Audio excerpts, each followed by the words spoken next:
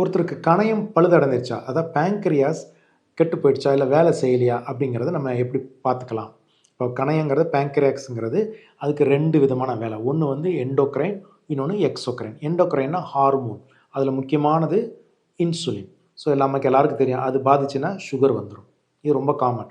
But exocrine அதாவது enzymes அதாவது நொதித்தல் அப்படிங்கிறது டைஜெஷன் ப்ராப்ளம் உள்ளது எப்படி நமக்கு தெரியும்? அதாவது கணையம் பழுதடைந்து விட்டதா அப்படிங்கிறது நமக்கு எப்படி தெரியும்? ஜென்ரலா பார்த்தீங்கன்னா, நல்ல வலி, அது கிரானிக் பெயின். இது வந்து அல்சர் பெயின் மாரி இருந்தாலும், அல்சருக்கு குடுக்குற ட்ரீட்மெண்ட் இதில கேட்கவே கேட்காது. வலி வந்து இப்ப வயிற்று மேல் பகுதியில ஆரம்பிச்சு, நடு முதுகுல பின்னால வரைக்கி மூச்சே விட முடியாத அளவுக்கு வலி குடுக்கலாம். இது ஒரு பார்ட்டு.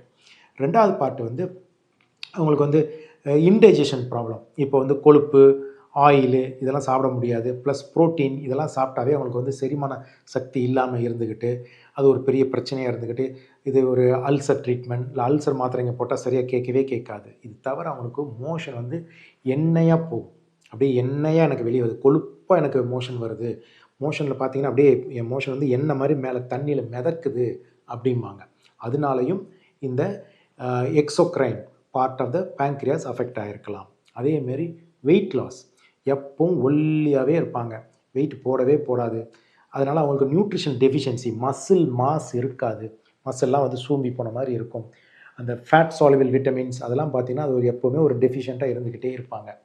என்ன பண்ணாலும் அவங்களுக்கு வெயிட் போடுறது ரொம்ப கடினமா இருக்கும்.